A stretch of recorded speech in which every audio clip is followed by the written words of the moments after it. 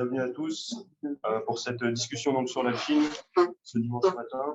Donc, je ne vais pas être beaucoup plus long pour l'introduction, je vais laisser ça à Jules. Donc, 45 minutes d'exposé par Jules sur la situation en Chine, la relation avec les États-Unis. Et ensuite, on fera 15 minutes de pause. D'accord ?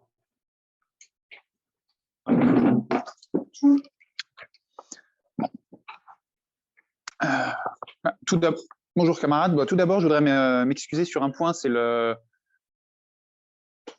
cadre général de cet atelier a été, apparemment, est resté un peu confus dans l'esprit pour certains camarades. Le but, c'est pas de faire une histoire de la Chine depuis la première révolution jusqu'à nos jours, mais c'est de discuter de la situation actuelle de la confrontation entre l'impérialisme chinois d'une part, l'impérialisme américain de l'autre, et les racines de ce processus, donc c'est-à-dire les évolutions sur ces dernières décennies de la Chine et des États-Unis et de l'évolution de leurs relations. Et c'est une question qui est importante parce que, d'une part, ce sont les deux premières puissances économiques mondiales, et que c'est une question qui revient et qui est devenu un élément important de l'actualité des relations internationales. On en a eu un exemple encore cet été avec la crise dans le détroit de Taïwan, suite à la visite express de Nancy Pelosi, qui est restée, il faut le signaler, c'est une visite qui a été très, très courte, moins de 24 heures finalement sur le sol taïwanais, et ça a été vu, cette visite de la présidente de la Chambre des représentants américains, comme une provocation par le gouvernement chinois, pour une raison qui est simple, c'est que du point de vue du gouvernement de la République populaire de Chine, du point de vue du gouvernement chinois, Taïwan n'est pas un voisin comme les autres. Taïwan est, du point de vue de la Chine, une province sécessionniste dont le territoire a vocation à être réintégré à la Chine. En fait, c'est quelque chose qui remonte à la fin de la guerre civile en 1949. À ce moment-là, Taïwan faisait partie de la Chine, et c'est dans cette île que se sont enfuis les derniers restes de l'armée et du gouvernement nationaliste lorsque les staliniens, enfin, lorsque les maoïstes ont pris le pouvoir en Chine. Et depuis ce moment-là, il y a officiellement donc deux Chines. La République de Chine, donc Taïwan, et la République populaire de Chine sur le continent. Et ce qui est d'ailleurs pendant un bon moment, jusqu'au début des années 70, c'est Taïwan qui occupait le siège de la Chine aux Nations Unies, y compris au Conseil de sécurité des Nations Unies. Et depuis, officiellement, Taïwan est une province qui, pour le gouvernement chinois, vise à être réintégrée au reste du pays. Et suite à cette visite de Nancy Pelosi, donc, qui était vue comme une provocation parce qu'il s'agissait, du point de vue chinois, d'une reconnaissance en partie ou d'un début de reconnaissance du gouvernement, de l'indépendance, enfin de l'existence de Taïwan par le gouvernement américain, par une représentante de l'État américain. Et donc, ça a suscité en réaction toute une série de protestations du gouvernement chinois, mais aussi des manœuvres militaires, mais aussi des menaces, et qui ont continué depuis, et qui se placent en fait, cette crise du détroit de Taïwan sur laquelle on a assisté cet été, se place dans l'accumulation des tensions entre les États-Unis et la Chine depuis bientôt une décennie. Que ce soit la guerre commerciale, dont on a beaucoup parlé du temps de Trump, mais qui en fait avait été initiée avant, que ce soit le réchauffement, on va dire réchauffement au mauvais sens du terme, des questions militaires et diplomatiques dans la région, avec la conclusion d'alliances, la multiplication des exercices militaires dans la région. Et en fait, la question qui se pose, c'est comment expliquer cette montée des tensions entre ces puissances impérialistes dans le Pacifique. Pour le comprendre, on va commencer par revenir un peu sur la situation de la Chine, et pour comprendre qu'est-ce qu'est aujourd'hui la République populaire de Chine, qu'est-ce qu'est aujourd'hui la Chine. Parce que si on écoute la presse bourgeoise, en tout cas une bonne partie de la presse bourgeoise, mais aussi certains militants de gauche, notamment certains ex-staliniens en déshérence, la Chine serait un État, sinon communiste, en tout cas un État socialiste, ou en tout cas en train d'avancer vers le socialisme. Et c'est faux. La Chine est un État bourgeois, capitaliste, qui défend même une politique impérialiste. Et pour comprendre cet état de fait, on va revenir en fait à la situation telle qu'elle était sous le régime maoïste. Dans les années 60-70, globalement, le régime qui existait en Chine, sous le gouvernement de Mao Zedong, était dans l'ensemble très semblable, voire même pour beaucoup d'aspects une copie conforme de celui qui existait dans l'URSS stalinienne, c'est-à-dire un État ouvrier déformé, dans lequel l'économie était nationalisée, planifiée, mais dans lequel le pouvoir politique et la direction de l'économie étaient accaparés par une bureaucratie stalinienne qui avait poussé, enfin, qui jouait un rôle parasitaire vis-à-vis de la production économique. Et ce qu'il faut noter, ce qu'il faut commencer par noter, c'est que la planification et la nationalisation et la concentration de tous les moyens de l'économie au niveau national avaient permis un accroissement immense des moyens de production, qui a permis une augmentation de l'espérance de vie, qui a permis l'alphabétisation de la population, qui a permis en fait toute une série de réformes, d'avancées gigantesques pour la population chinoise. Pas pour rien d'ailleurs qu'on dit que c'est un des deuxièmes plus grands événements de l'histoire du XXe siècle. C'est l'abolition du capitalisme dans le pays le plus peuplé du monde et qui a permis sans vouloir faire de mauvais jeu de mots, un bond gigantesque dans le développement de ce pays et dans l'amélioration des conditions de vie de sa population. Mais comme en URSS, le rôle de la bureaucratie, le rôle joué par la bureaucratie, empêchait la planification de fonctionner correctement. Pour le comprendre, en fait, c'est un système qui est simple. Comment est-ce qu'on détermine qu'est-ce qui est produit et comment? Sous le capitalisme, c'est assez simple. Enfin, c'est au final assez simple. Qu'est-ce qui joue le rôle de correctif de la production? C'est le marché. Une entreprise produit quelque chose, ça ne se vend pas, l'entreprise fait faillite, théoriquement. Le marché régule, théoriquement, la production. Dans une économie planifiée saine, c'est l'intervention directe de la classe ouvrière dans la production, dans les décisions concernant l'économie, qui joue le rôle, qui doit décider qu'est-ce qui est produit, comment, en corrigeant les erreurs, en intervenant pour améliorer les processus de production. Bref, en fait, en intervenant par la démocratie ouvrière, la classe ouvrière elle-même doit jouer ce rôle de direction de la production. Mais dans une bureaucratie stalinienne, c'est ni l'un ni l'autre. Et plus une économie se complexifie, plus c'est plus possible de la gérer bureaucratiquement. Un camarade disait hier que ce n'est pas possible de faire diriger une économie complexe par un petit groupe de ministres réunis au Kremlin.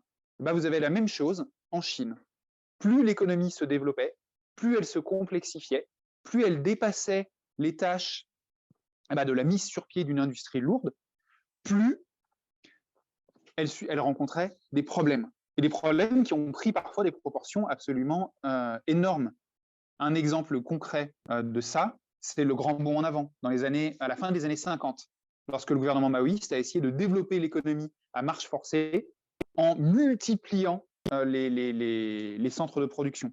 L'idée était d'augmenter massivement la production par le volontarisme, donc ce qui a donné des situations où vous aviez par exemple cette idée que chaque commune populaire, donc chaque unité locale de politique et économique devait avoir une relative autosuffisance économique, donc ça voulait dire des petits hauts fourneaux, plutôt que de concentrer l'industrie, on allait faire des petits hauts fourneaux un peu partout. Je vous laisse imaginer la qualité de l'acier produit dans ces conditions. Je vous laisse aussi imaginer ce que devenait la production agricole quand on demandait aux paysans d'assurer en même temps la production de leurs outils. Donc tout ça a produit toute une série de catastrophes sociales et économiques. Le grand bond en avant, on estime que c'est entre 20 et 30 millions de morts. Et en fait, dès cette période, donc dès la fin des années 50, le constat des problèmes existants dans l'économie chinoise commence à apparaître clairement pour une partie de la bureaucratie chinoise. Et dès cette période-là, une partie de la bureaucratie commence à s'orienter, non pas consciemment vers le rétablissement du capitalisme, mais en tout cas vers l'idée qu'il faudrait introduire des mesures de marché pour corriger les problèmes de la gestion bureaucratique de l'économie. Là, c'est un phénomène d'ailleurs qu'on retrouve dans d'autres, qu'on a retrouvé en URSS, où, confronté au problème de l'économie bureaucratiquement planifiée, la bureaucratie stalinienne ne s'est pas tournée vers le rétablissement de la démocratie ouvrière, et a décidé que la solution, c'était d'introduire des éléments de marché. Et donc, dès ces moments-là, ces tendances commencent à apparaître. Ça s'est combiné, enfin, ça a fait partie des éléments d'ailleurs qui ont conditionné, qui ont marqué, qui sont culminés dans des luttes de fractions au sein même de la bureaucratie. On a eu notamment tout ce qui s'est passé pendant la révolution culturelle, ou des guerres, en quelque sorte une guerre civile interne à la bureaucratie pour déterminer quelle fraction allait assumer la direction de l'État. Mais pour faire très vite, en avançant jusqu'à la fin des années 70, après la mort de Mao, on va dire la désorganisation générale du pays, de son économie et le retard accumulé pendant toute la période de la révolution culturelle avait renforcé énormément l'autorité de la tendance, de la fraction partisane de l'introduction des réformes. Et donc, à la fin des années 70, on a eu, face à pour régler comme tentative de régler la crise de l'économie bureaucratique, les premières réformes mises en place en 1978, sous la direction de celui qui est à l'époque le président du secrétaire du parti, Deng Xiaoping. Et en fait, au début, et c'est ça qu'il faut bien voir, c'est qu'au début, c'est des réformes qui sont très modérées. Il ne s'agit pas du tout de dire on ouvre le marché, on privatise, on arrête la planification, etc. Au début, c'est des réformes qui sont très modérées. C'est des petites réformes, qui visent à favoriser le petit commerce en autorisant les paysans à vendre leur surplus agricole, en autorisant à vendre des petits magasins privés, en autorisant une relative libéralisation des prix sur le marché, la possibilité de créer de petites entreprises industrielles privées avec à chaque fois une limite sur le nombre de salariés, sur la quantité de produits qu'on peut vendre, sur ce genre de choses. Et en fait, c'est relativement similaire dans l'esprit aux réformes introduites sous la NEP, en fait, dans les années 20. Mais la logique mène à l'extension du processus.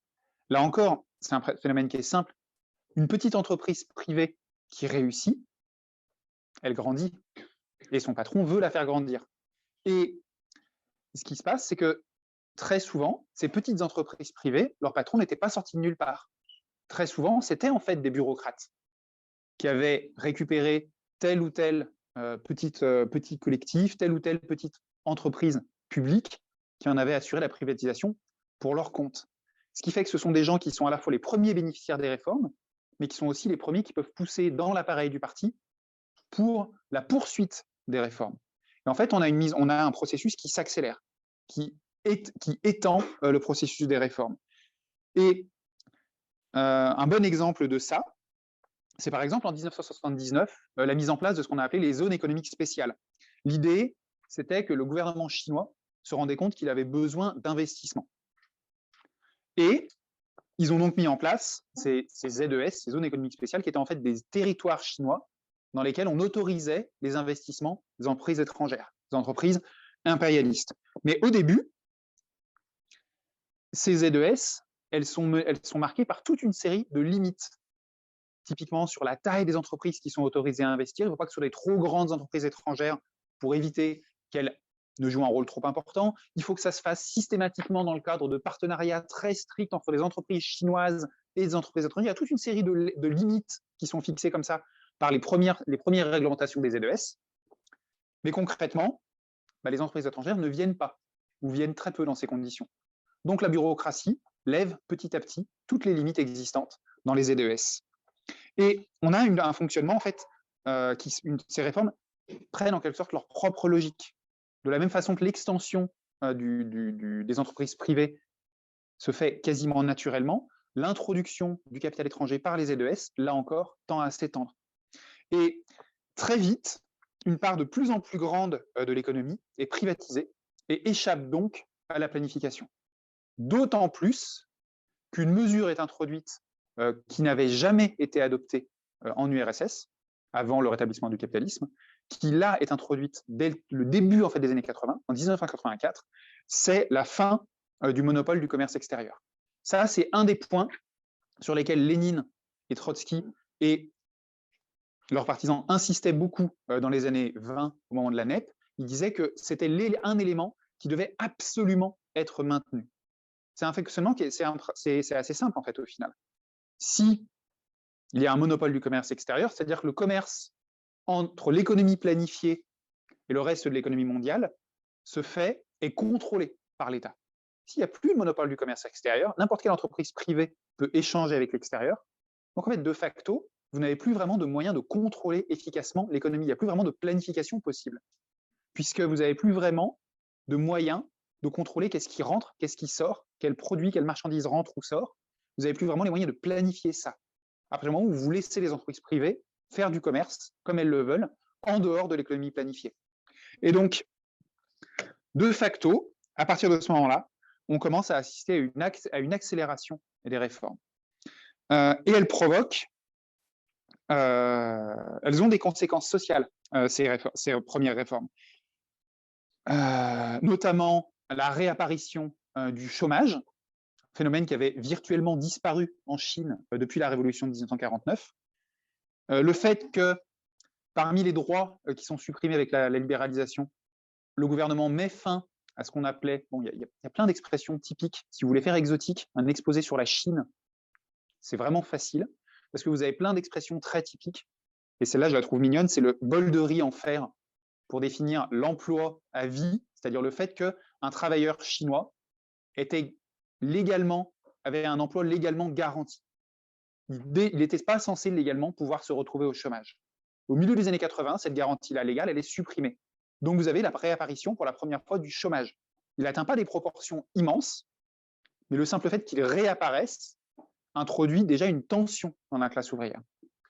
Et par ailleurs, la libéralisation des prix, la réapparition de l'introduction de mesures de marché provoque une inflation qui atteint des taux énormes. En 88-89, elle était estimée à près de 18%.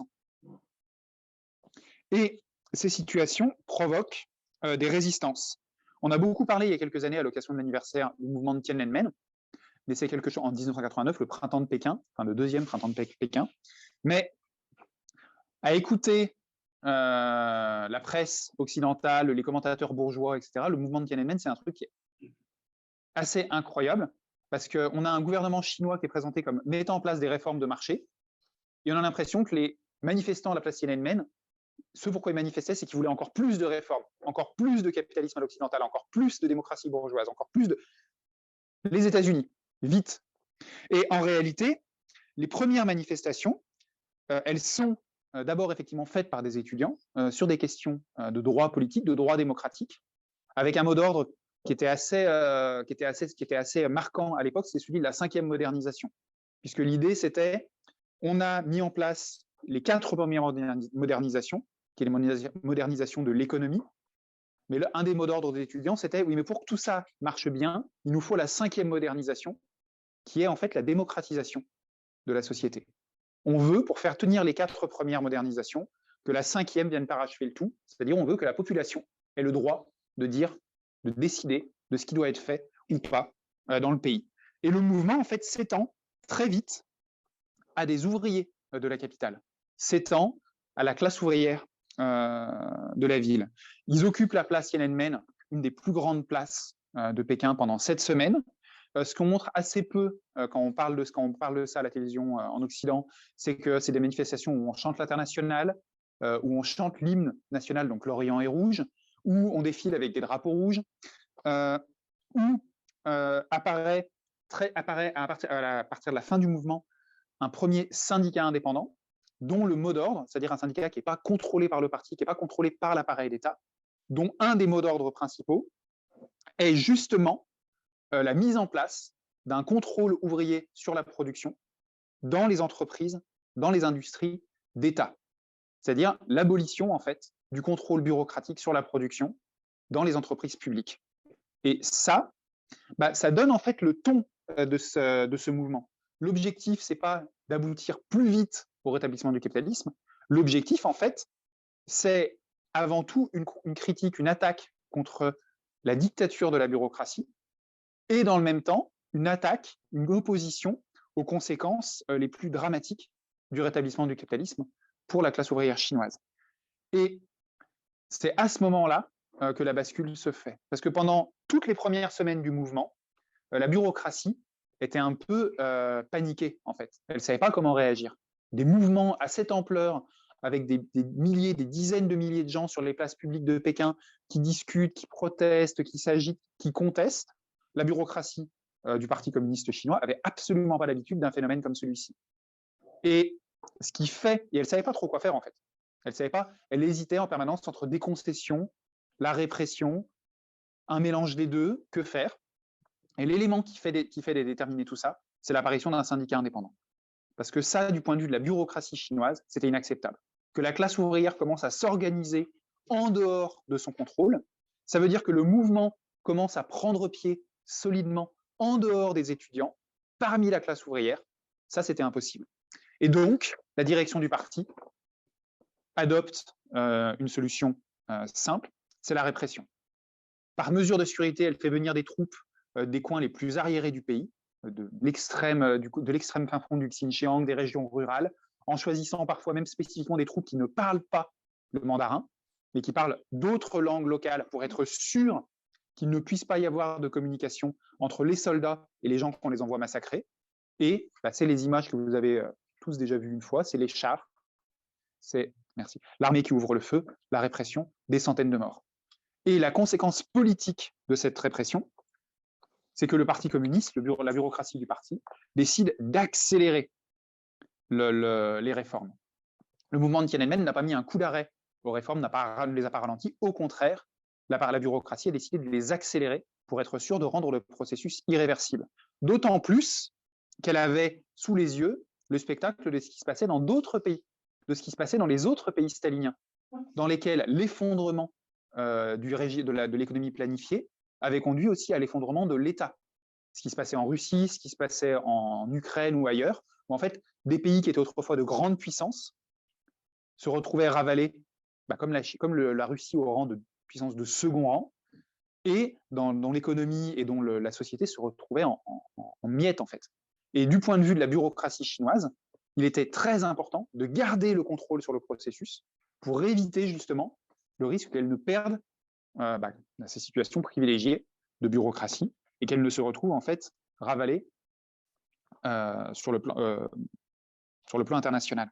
Et donc la solution choisie, ça a été en fait de maintenir le monopole politique du Parti communiste chinois, de maintenir en fait les moyens de la dictature stalinienne et d'accélérer les réformes économiques. Dès 1992, c'est la fin officielle de la planification de l'économie. Et à partir de ce moment-là, c'est le moment aussi où on accélère les mesures de privatisation de l'économie, des privatisations des entreprises. En 88, 41% du PIB chinois était produit par des entreprises publiques. Ce qui, quand on y réfléchit et qu'on pense que 10 ans avant, c'était 100%, c'est déjà pas mal. Mais en 2011, ce n'était plus que 26% de l'économie qui est produit du PIB qui est produit par des entreprises publiques. En 2001, après des années de négociations, la Chine entre à l'OMC. L'économie chinoise est pleinement intégrée au marché mondial. Et on a un processus, en fait, ce qui s'est passé dans ce processus, c'est relativement la même chose, en à peine plus ordonné, que ce qui s'est passé en URSS. C'est-à-dire que la bureaucratie stalinienne a enfanté une classe bourgeoise chinoise. Une partie de la bureaucratie s'est racheté ou s'est transférée à elle-même, le plus souvent sans payer, la propriété des industries d'État. Et le Parti communiste chinois aujourd'hui n'a plus de communiste que le nom, en fait. Il est devenu un parti qui représente la classe dirigeante, la classe bourgeoise chinoise. Un chiffre qui est très indicateur de ça, c'est, bon, déjà, on peut remarquer c'est un parti qui est dirigé par des millionnaires. Xi Jinping a une fortune familiale qui était estimée il y a quelques années, ça a dû augmenter depuis, à 376 millions de dollars américains. Mais un chiffre qui est plus révélateur que ça, c'est le Parti communiste chinois, il compte 85 millions de membres, c'est impressionnant comme ça, et en fait, ramené à l'échelle de la population chinoise, ça fait que 6% de la population. Vous êtes le Chinois moyen a une chance sur 20 à peu près d'être membre du parti.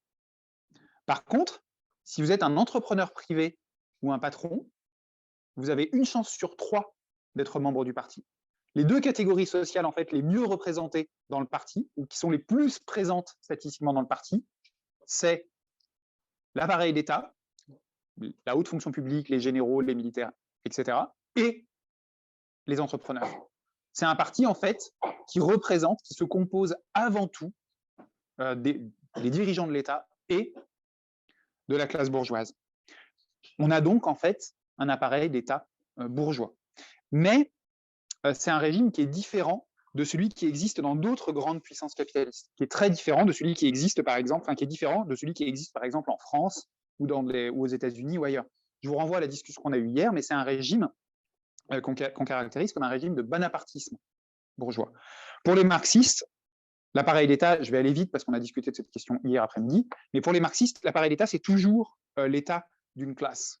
Vous n'avez pas d'État, contrairement aux illusions d'un Mélenchon ou d'autres réformistes, il n'y a pas d'État sans base de classe. Il n'y a pas d'État qui n'est pas l'État d'une classe sociale. Mais en temps normal, cette classe, elle exerce un contrôle direct sur l'appareil d'État. On en a de très bons exemples en France, par exemple. J'imagine que c'est pareil en Suisse ou ailleurs, avec les banquiers, les hommes d'affaires, qui sont présents directement au gouvernement, au Parlement ou ailleurs, et qui font passer en quelque sorte les gestionnaires de l'appareil d'État, en quelque sorte au premier plan. La bourgeoisie exerce directement le contrôle sur l'appareil d'État. Mais, comme on l'a vu hier, un régime bonapartiste, ça désigne une situation dans laquelle l'appareil d'État, les instruments de l'appareil d'État, c'est-à-dire en dernière analyse l'armée et la police, s'émancipent relativement du contrôle de la classe dirigeante. Ils continuent à défendre les intérêts de la classe dirigeante, mais ils se posent, ou ils essayent de se poser comme un arbitre entre les classes. On a vu hier que c'était quelque chose qui pouvait se produire, par exemple, quand vous aviez des situations de révolution vaincue, où la classe ouvrière est trop faible pour continuer à attaquer, mais que la classe dirigeante est trop faible pour réprimer. Et vous avez cet équilibre entre les deux qui se crée. Historiquement, ça apparaissait aussi quand les classes étaient encore trop jeunes, en quelque sorte, pour arriver à jouer un rôle achevé. Et donc, dans ces situations-là, en jouant sur l'équilibre entre les deux, la bureaucratie, l'appareil d'État, s'émancipe relativement et essaye de jouer un rôle ou se présente comme un arbitre au-dessus des classes, au-dessus de la société, défendant les intérêts des deux pour essayer d'aboutir à une situation harmonieuse. Typiquement, ce que je viens de vous dire, c'est on pourrait sortir les mêmes phrases, les mêmes présentations dans les textes officiels du Parti communiste chinois. L'objectif est d'arriver à une société harmonieuse. Et en Chine, cette situation, elle est comme ça. C'est les policiers, les hauts fonctionnaires, c'est l'appareil d'État qui s'élève relativement au-dessus des classes pour diriger la société. Mais ils défendent, au final, les intérêts de la classe dirigeante. Ça reste un État bourgeois, ça reste une société bourgeoise. Mais parfois, ça signifie réprimer une partie de la bourgeoisie. On en a des bons exemples en Chine avec l'arrestation de Jack Ma, par exemple. Ce milliardaire, avec la répression de Jack Ma, un milliardaire chinois, mais qui a été victime d'une grosse campagne de répression de la part de l'État chinois. Ce qui est surprenant si vous me dites, mais c'est une dictature bourgeoise. Oui, mais justement, quel était le problème avec Jack Ma? C'est pas qu'il volait, c'est pas qu'il était malhonnête, parce que virtuellement tout bourgeois est malhonnête, encore plus un bourgeois chinois. Mais le problème, c'est qu'il le faisait trop ostensiblement, trop visiblement. C'était trop évident. Le pillage de l'économie, la malhonnêteté, tout ça était trop visible.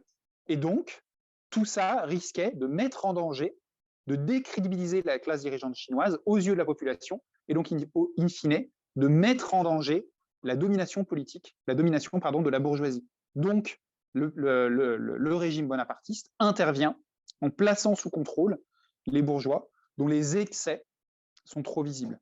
Et vous avez ça dans tous les régimes bonapartistes. On pourrait multiplier les exemples, mais en Chine, c'est assez évident. Pour avancer vite, la conséquence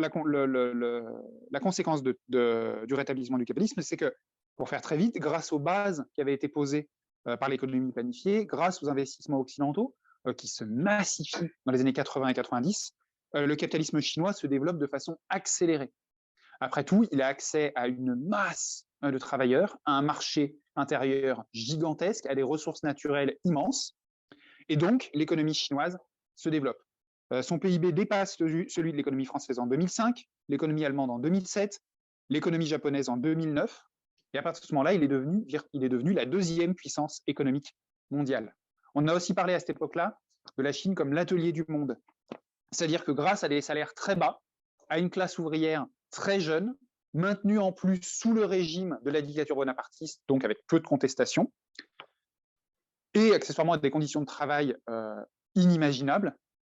Jordi parlait hier de ces ateliers, de ces usines gigantesques de centaines de milliers de travailleurs où les gens dorment au pied de la chaîne de production pour être sûr de perdre le moins de temps possible pendant le moins de temps de travail possible. Dans ces conditions, la Chine devient l'atelier du monde. C'est-à-dire qu'une part de plus en plus importante des produits, des marchandises échangées provient de Chine. Et elle commence à exporter donc massivement vers l'Europe, vers les États-Unis, dont le déficit commercial vis-à-vis de la Chine n'a fait que se creuser, d'ailleurs, depuis cette période. Ce processus, il s'accélère ensuite, encore après la crise de 2008. Puisque après la crise de 2008, la Chine, ça reste quasiment un des seuls pays qui maintient des taux de croissance élevés. Et c'est encore un des seuls pays où il est possible virtuellement de faire des investissements productifs. Et donc la Chine absorbe une part importante des investissements mondiaux dans cette époque-là, dans cette période-là. Par ailleurs, l'État chinois investit aussi massivement dans ce qui est sans doute le plus gros plan de relance keynésien de l'histoire pour sauver l'économie chinoise de l'effondrement à la suite de la crise économique mondiale. Je dois aller vite. Mais ce développement, il est plein de contradictions parce qu'il pose les bases pour l'économie chinoise d'une crise de surproduction massive. Parce que la Chine, elle n'est pas hors des règles du développement du capitalisme. Son marché national, il n'est pas infini. Il est grand, mais il n'est pas infini. Et plus l'économie chinoise se développe, plus elle a besoin de trouver des débouchés à sa production. C'est une règle économique assez simple au final, qui est que, on en a déjà discuté, on en discute à chaque fois qu'on fait une discussion sur les principes fondamentaux de l'économie marxiste, mais qui est que, puisque les salariés représentent aussi la majorité des consommateurs, et qu'il faut bien que le patron se fasse un profit, en fait, les salariés ne peuvent pas acheter l'intégralité de ce qui est produit. Donc, vous avez forcément de la surproduction en régime capitaliste. Je vais très vite, mais la conséquence pratique de cela, c'est que le gouvernement chinois, l'économie chinoise est obligée, à partir de ce moment-là, à partir des années 2000, de commencer à trouver des débouchés pour ces marchandises, mais aussi pour ces investissements de capitaux. Et vous commencez à avoir, dès les années 2000, des investissements à l'étranger de plus en plus importants d'entreprises chinoises. Et on a en fait le développement d'une politique impérialiste par le capitalisme chinois. Ce qui a marqué, ce qui a été en quelque sorte le symbole de ça pendant une longue période, c'était ce qu'on a appelé en Occident les nouvelles routes de la soie. En Chine, ils ont appelé ça l'initiative de la route et de la ceinture. Et en fait, de quoi il s'agit? C'est qu'avant la période, en gros, 2014-2015, il y avait des investissements chinois à l'étranger, mais ils étaient relativement anarchiques. Ils étaient le fruit en fait des entreprises privées chinoises qui investissaient une telle à tel endroit, une telle à tel autre. Les entreprises d'État le faisaient aussi, mais là encore, c'était assez, c'était le marché. Enfin, globalement, c'était pas organisé. Et le gouvernement chinois a en fait tenté de contrôler et de flécher ces investissements pour assurer en fait les voies de débouchés à son économie. L'idée générale, en fait, c'était d'investir et de guider les investissements chinois à l'étranger sur toutes les voies d'exportation de la Chine vers les principaux marchés qu'elle visait, l'Europe, l'Afrique et l'Amérique. Et donc, vous avez eu des investissements massifs, notamment dans les infrastructures. C'est l'époque où les entreprises chinoises ont racheté ou ont investi massivement dans des ports. Par exemple, le rachat du port du Pirée en Grèce, le port de Colombo au Sri Lanka, mais aussi dans des investissements massifs pour la construction de voies ferrées ou de routes, avec la construction, par exemple, d'une grande route traversant le Pakistan, ou de grandes routes et de grands systèmes de voies ferrées en Asie centrale ou en Serbie. Typiquement, la Chine, par exemple, a investi massivement pour la construction d'une voie ferrée traversant toute la Serbie, du sud au nord. Eh bien, mais pourquoi? En fait, c'est assez simple. Vous connectez ça au rachat du port du Pirée. Les entreprises chinoises, elles passent le détroit le canal de Suez, elles arrivent en Grèce. Une fois qu'elles sont en Grèce, elles ne vont pas rester en Grèce, elles doivent aller en Europe. Et donc, pour assurer les voies d'exportation, on investit aussi dans les voies ferrées qui vont connecter le port du Pirée au reste de l'Union européenne. Et donc, vous avez comme ça tout un système, tout un réseau gigantesque d'infrastructures qui était planifié en une certaine partie, dans le cadre de ce projet. Et c'est quelque chose qui est gigantesque. En 2015, les seuls projets d'infrastructure, donc au début du projet, les seuls projets d'infrastructure, ils étaient estimés à 160 milliards de dollars d'investissement chinois. Et ça s'accompagnait aussi d'un processus de prêt d'endettement en fait des bourgeoisies locales vis-à-vis de la Chine. C'est très similaire, là encore, à ce que font les États-Unis par les prêts consentis par le FMI à des gouvernements locaux, en échange d'avantages aux entreprises américaines, en échange de mesures de réforme, etc. Concrètement, le gouvernement chinois fait la même chose, prête de l'argent à des pays pauvres, en échange d'avantages pour ces entreprises, en échange de la possibilité de récupérer des biens matériels des entreprises, des ports, des infrastructures, si jamais les échéances ne sont pas remboursées. On a en fait une politique économique tout à fait comparable à ce que font n'importe quelle autre puissance impérialiste. Donc je vais aller vite. Ce processus, il s'accompagne forcément, comme pour toute puissance impérialiste, du développement de la puissance militaire chinoise. Parce que là encore, à écouter certains réformistes, on a l'impression que le problème du militarisme, c'est un problème des gens de la culture de guerre, comme ils disent, à laquelle il faudrait opposer une culture de paix. Donc, c'est des gens qui sont violents, qui font de la mauvaise politique internationale, alors qu'en fait, il faudrait négocier le droit international, la paix, tout ça. Non, concrètement, la Chine en est un excellent exemple. Avant les années 2000, l'armée chinoise, les forces armées chinoises en général, étaient une force relativement défensive, qui était concentrée sur la défense du territoire chinois, bon, et avec une bonne partie aussi de répression intérieure, parmi ses missions principales. Mais globalement, ce n'était pas du tout une armée tournée vers les missions à l'étranger, vers les opérations à longue distance. Mais, comme toute puissance impérialiste, la Chine veut défendre ses débouchés, ses voies d'exportation, ses voies d'approvisionnement. Et elle veut les défendre par ses propres moyens. Parce que, comme tout gouvernement capitaliste, la Chine ne fait pas confiance aux traités internationaux pour assurer ses intérêts économiques. Et donc, globalement, l'armée chinoise a été modernisée, a été tournée vers l'extérieur. La marine en est un excellent exemple. Jusqu'au début des années 2000, la marine chinoise, elle a été composée pour une très grande partie, soit de très très vieux bâtiments rachetés à l'URSS dans les années 50-60, soit de tout petits bateaux qui étaient tournés essentiellement vers la défense côtière. Aujourd'hui, on a assisté à un renforcement quantitatif et qualitatif. En 2000, par exemple, la Chine avait 0 porte-avions. Elle a eu son premier porte-avions en 2012, son deuxième en 2017. Le troisième a été lancé l'année dernière et devrait entrer en service, c'est estimé l'année prochaine. Et on estime qu'il devrait y avoir 6 porte-avions en service en 2030. Et typiquement, un porte-avions, ce n'est pas quelque chose dont vous avez besoin si votre marine, son objectif principal, c'est de défendre vos côtes. Votre porte-avions, c'est quelque chose que vous avez besoin si vous voulez aller faire la guerre plus loin de chez vous, là où vos avions n'ont pas vos bases sur votre territoire à portée. Même chose, aujourd'hui, la Chine aligne le plus grand nombre de navires de surface au monde, une 60aine de navires de guerre de plus que les États-Unis. Et on a un processus comparable dans tous les domaines de la défense. L'armée de terre a été complètement refondue et réorganisée au milieu des années 2010 pour la rendre plus souple, plus apte en fait à des missions de projection, à l'envoi de troupes à l'étranger. On a eu les premières implantations de bases militaires à l'étranger, à Djibouti. Djibouti qui est le seul pays au monde à avoir 4 bases militaires, une française, une américaine, une chinoise et une japonaise. C'est un gouvernement qui aime ne pas prendre de risques et avoir toujours plusieurs cartes en main pour être sûr de pouvoir jongler entre les impérialismes. Mais dans le même temps, on a assisté ces dernières années à la construction, à un projet de construction de bases militaires au Cambodge qui pourrait potentiellement servir de base de ravitaillement pour la marine chinoise. Un accord de défense mutuelle a été signé l'année dernière, enfin au printemps, avec les îles Salomon, qui devrait théoriquement pourrait ouvrir la voie plutôt à l'instauration de bases militaires chinoises dans la région. Et dans le même temps, on a assisté à une augmentation des actions militaires de la Chine vis-à-vis de ses voisins. Typiquement, une augmentation nette du nombre de violations des espaces aériens taïwanais et japonais depuis 2010. Et dans le même temps, la militarisation, un processus, je vous avais probablement déjà vu ces photos de ces îles de mer de Chine du Sud qui, il y a 20 ans, étaient un petit caillou dépassant de l'eau et immergé la moitié de l'année, qui ont été recouverts de béton, de sable et tout ça pour devenir des îles gigantesques sur lesquelles maintenant vous avez des pistes d'atterrissage pour bombardiers, des ports pour navires en eau profonde, etc.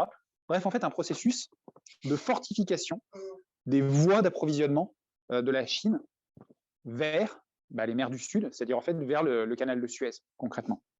Et ce processus, il rend la confrontation avec les États-Unis inévitable, d'autant plus inévitable que l'impérialisme américain est de son côté sur une trajectoire très différente. À la fin de la guerre froide, les États-Unis avaient émergé comme la seule superpuissance mondiale. Ils avaient multiplié les interventions militaires. en Irak en 91, en Somalie en 93, Haïti 2 fois, 94 et 2004, en Yougoslavie en 99, en Afghanistan, en Irak. On pourrait faire une liste comme ça très longue et des interventions militaires directes ou indirectes de la puissance impérialiste américaine. Et globalement, l'impression générale était que les États-Unis étaient invaincus, qu'ils pouvaient intervenir partout où ils le souhaitaient. Mais depuis, le déclin relatif des États-Unis s'est accéléré. J'insiste beaucoup sur le relatif, parce que les États-Unis restent la première puissance mondiale, aussi bien sur le plan économique que militaire. Jordi donnait hier le chiffre que le budget de défense de l'armée américaine, des États-Unis, est supérieur au budget de défense des 10 pays suivants. Si avec ça, vous n'avez pas une idée que c'est encore la première puissance militaire mondiale, c'est important. Mais néanmoins, un déclin qui est clair quand on regarde, par exemple, la part des États-Unis dans le PIB mondial. En 1960, 40% du PIB mondial était représenté par les États-Unis. En 2000, ce n'était que 30%. Aujourd'hui, c'est 24%. Alors que dans le même temps, la Chine, en 1980, elle représentait 1,28% du PIB mondial. En 2013, 10%, et aujourd'hui, aux alentours de 15%. Ça reste très inférieur aux États-Unis, et on voit deux courbes qui manifestement ne vont pas dans la même direction. Et on assiste aussi dans le même temps à un déclin de la puissance militaire américaine. Les guerres en Irak, en Afghanistan se sont achevées dans des défaites humiliantes, tout particulièrement en Afghanistan. Les États-Unis ont été obligés de fuir en catastrophe l'été dernier. Et c'est plus du tout possible pour les États-Unis d'intervenir partout à la fois, comme ça avait été le cas dans les années 90. Un bon exemple de ça, ça a été l'intervention en Syrie, enfin la tentative d'intervention en Syrie au début des années 2010, où le gouvernement américain a fixé plein de lignes rouges contre le gouvernement de Bachar al-Assad en 2012-2013. Si vous faites ça, on interviendra. Si vous faites ça, on sera obligé, on ne pourra pas le tolérer et on sera obligé de faire quelque chose. Et finalement, c'est l'opinion publique américaine, fatiguée par 2 décennies d'intervention militaire à l'étranger, qui a empêché, en fait, plus exactement, qui a fait réfléchir le gouvernement américain, lui a fait remarquer que ça ne serait pas la même histoire que pour l'invasion de l'Afghanistan ou l'invasion de l'Irak. Vous aviez même des soldats américains qui se prenaient en photo en cachant leur visage en disant « j'y irai pas si on m'y envoie ». Et c'était un phénomène qui commençait à prendre des allures, sinon de masse, mais en tout cas importantes. Et ce déclin, il a laissé le champ libre à toute une série d'autres puissances. Je n'ai pas le temps de rentrer dans les détails, mais c'est aussi ce qui explique pourquoi est-ce que, par exemple, la Russie, la Turquie ou l'Arabie saoudite, pour ces deux derniers qui étaient d'anciens alliés des États-Unis, ont commencé à mener une politique beaucoup plus indépendante. Parce que le déclin des États-Unis signifie que ces anciens alliés, qui sont des puissances régionales, mais qui jusque-là étaient fermement tenus par les États-Unis, s'autonomisent et cherchent à profiter du déclin relatif des États-Unis pour défendre leurs propres intérêts. La Turquie en est un très bon exemple. On pourrait aussi parler de l'Arabie saoudite. Jordi signalait hier cet exemple de l'Arabie saoudite qui refuse d'obéir aux États-Unis sur la question des cours du pétrole, parce qu'au final, de son propre point de vue, c'est plus intéressant que le prix du pétrole reste cher, même si ça embête les États-Unis. Et on a même des phénomènes de rapprochement entre des anciens alliés fidèles des États-Unis et la Chine. Le Pakistan, qui jusqu'aux années 2000 était un allié indéfectible du gouvernement américain, l'Arabie saoudite, qui là aussi commence à s'émanciper relativement et à négocier par moments avec le gouvernement chinois, les îles Salomon, on pourrait multiplier en fait ces exemples. Et en réponse, cette situation, elle ne pouvait pas rester sans réponse de la part du gouvernement américain. Et je vais avancer très vite vers ma conclusion. Elle ne pouvait pas rester sans réponse de la part du gouvernement américain. On a eu, à partir du début des années 2010, ce qu'on a appelé le pivot, c'est-à-dire la volonté du gouvernement américain de réorienter sa politique étrangère, non plus vers le Moyen-Orient et vers l'Europe, comme ça avait été le cas pendant la guerre froide et pendant les années 90, mais vers le Pacifique, vers la confrontation avec la Chine. C'est Obama, en fait, qui a initié ce tournant aux alentours de 2010, le pivot, comme il disait, et ça s'est accompagné des premières mesures de guerre commerciale, premières mesures protectionnistes visant l'économie chinoise, que Trump a accélérées, mais aussi de mesures politiques et militaires.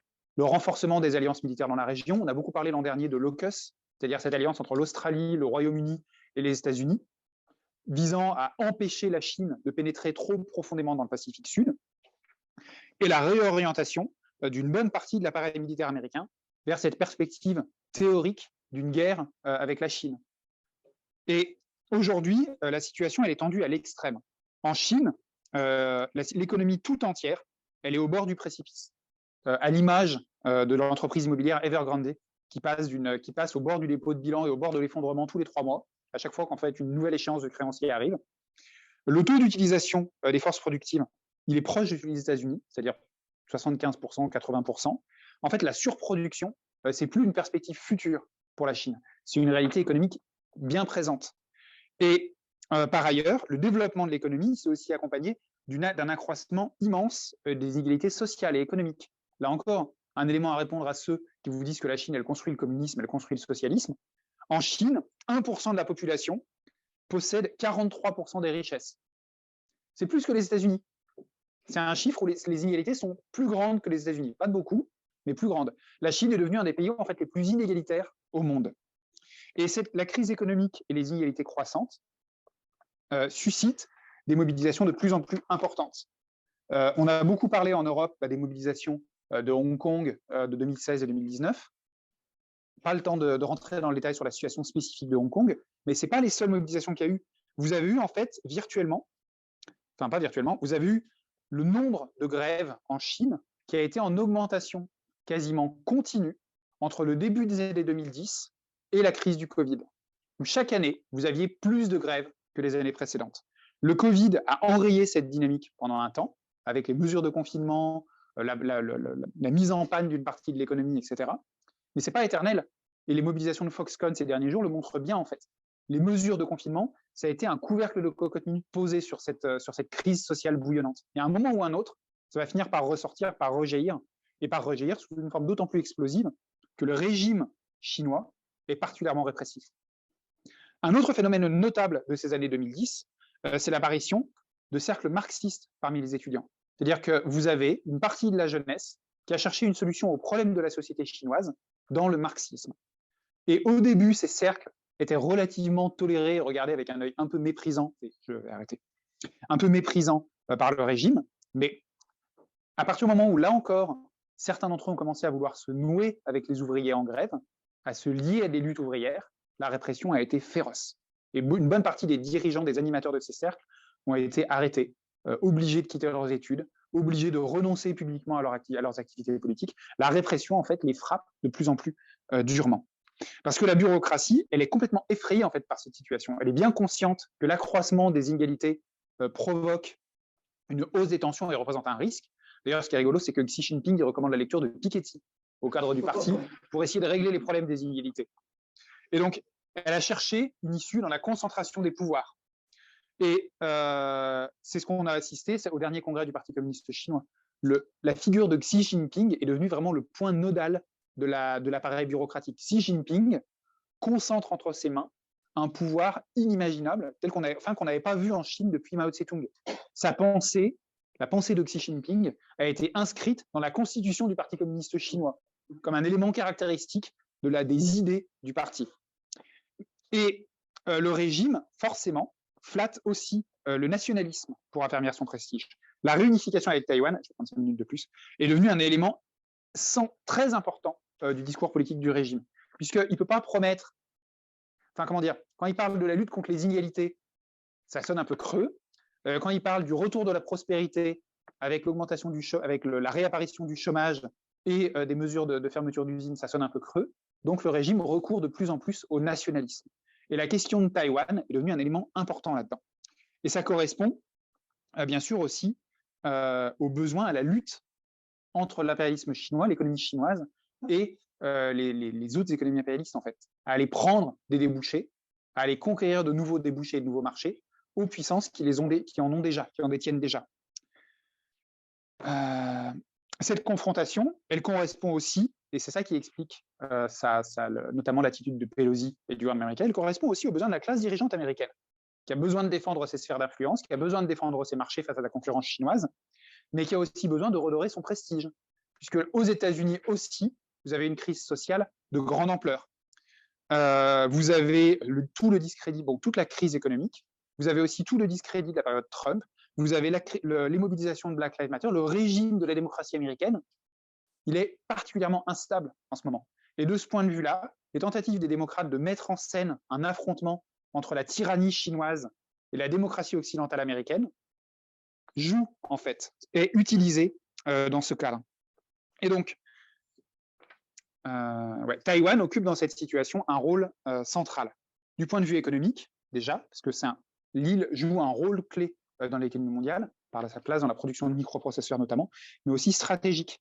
L'île, concrètement, pour ceux qui ont en tête une carte de la Chine et de Taïwan, c'est en fait la clé de l'accès de la Chine au Pacifique et au Sud-Est asiatique. Virtuellement, l'île pourrait jouer, en cas de confrontation militaire, un rôle de porte-avions fixe pour faire le blocus en fait de la Chine continentale. Et donc, le régime chinois multiplie les déclarations belliqueuses. Et de leur point de vue, les États-Unis changent aussi de politique. Depuis les années 70, la politique officielle du gouvernement américain, c'était celle de la Chine unique.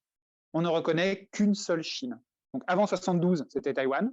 Depuis 72, la seule Chine que reconnaissent officiellement les États-Unis, c'est la Chine continentale, c'est Pékin. Mais, et il y avait aussi une ambiguïté, sur la question de savoir si les États-Unis interviendraient ou non en cas d'attaque chinoise sur Taïwan. Les États-Unis prenaient un soin tout particulier à laisser planer une ambiguïté stratégique, comme ils disent, sur cette question. Mais on a eu ces dernières années une multiplication des déclarations qui vont à l'encontre de cette politique, qui changent cette politique. On a eu des ventes massives d'armes à Taïwan. En septembre, Joe Biden a approuvé la vente de 1,1 milliard de dollars d'armement au gouvernement de Taïwan, et surtout des déclarations répétées de Joe Biden pour déclarer que oui, les États-Unis défendront l'île si la Chine l'attaque. À écouter les médias bourgeois, on a l'impression, et c'est ma conclusion, que la Troisième Guerre mondiale est imminente. Jordi en a parlé. La réalité, c'est que les rapports de classe la rendent assez improbable. Les capitalistes ne font pas la guerre pour plaisir, ils ne font pas la guerre pour vitrifier l'humanité et la surface de la planète, ils font la guerre pour conquérir des marchés. Et des marchés radioactifs où il n'y a plus d'humains vivants, ce n'est pas profitable, ce n'est pas rentable. Par ailleurs, le rapport de force entre les classes aussi rend une guerre mondiale assez inévitable, puisque concrètement, une guerre, elle peut provoquer des mouvements de masse. Et la bourgeoisie, on est bien conscient, je veux dire le Vietnam, la Révolution russe, la Commune de Paris, c'est des situations où la guerre étrangère a déclenché les révolutions. Et concrètement, en 1939, avant de déclencher la guerre mondiale, il a fallu d'abord démoraliser, briser la classe ouvrière en Europe, dans toute une série de pays. Pour autant, le risque de guerre limitée, il est bien réel. Comme on le disait hier, Poutine n'avait sans doute pas calculé, il y a 2 ans, qu'il allait envahir l'Ukraine. Néanmoins, la logique même de la confrontation avec les États-Unis sur la question de l'Ukraine menait à une guerre. D'autant plus que Biden avait laissé entendre que les troupes américaines ne seraient pas envoyées sur le terrain. Pareillement, si le gouvernement chinois pense qu'il peut prendre Taïwan facilement sans intervention directe des États-Unis, il pourrait être tenté de jouer ce coup-là pour défendre les intérêts de son régime. Ce n'est pas impossible. Mais la question qui se pose au final, c'est comment est-ce qu'on empêche les guerres impérialistes? Comment est-ce qu'on empêche la confrontation entre ces grandes puissances qui se fait sur le dos des classes ouvrières de tous les pays concernés? Les réformistes nous disent traité, droit international, sécurité collective, etc. Mais on en a un très bon exemple concernant la Chine. Pourquoi est-ce que toutes ces choses-là ne marchent pas? En mer de Chine du Sud, vous avez toute une série d'îles qui sont revendiquées par une dizaine de pays. Je ne vais pas faire la liste parce qu'elle est trop longue, mais qui revendiquent les mêmes bouts de terre vides au milieu des mers de Chine du Sud. Et vous avez eu un jugement de la Cour internationale d'arbitrage, donc précisément ce que nous revendique Mélenchon, le droit international, qui a déterminé que les revendications chinoises sur ces îles n'étaient pas recevables. Ce jugement n'a eu absolument aucun effet sur quoi que ce soit. Les îles qui étaient fortifiées par les Philippines sont toujours fortifiées par les Philippines, les îles qui étaient fortifiées par la Chine sont toujours fortifiées par la Chine, et le processus est même accéléré depuis. Pourquoi? Parce que, comme le faisait déjà remarquer Rosa Luxembourg il y a un siècle, les conflits internationaux, ils ne se règlent pas, en dernière analyse, dans les cours d'arbitrage international. Ils ne se règlent dans les cours d'arbitrage international que quand les résultats de ces cours d'arbitrage international correspondent aux intérêts des classes dirigeantes. Le reste du temps, ils se règlent dans la vie réelle, sur la base de la puissance économique et militaire des États concernés. La seule solution en fait contre la guerre, c'est la révolution socialiste.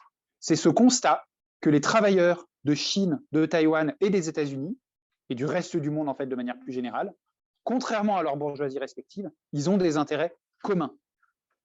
Et c'est ça sur lequel on doit insister, c'est le fait que la seule solution contre la guerre, elle n'est pas à chercher dans l'entente entre les bourgeoisies pour exploiter en commun harmonieusement, pacifiquement, dans la sécurité collective, leur classe ouvrière, mais c'est dans la lutte commune des classes ouvrières du monde contre leurs bourgeoisies respectives.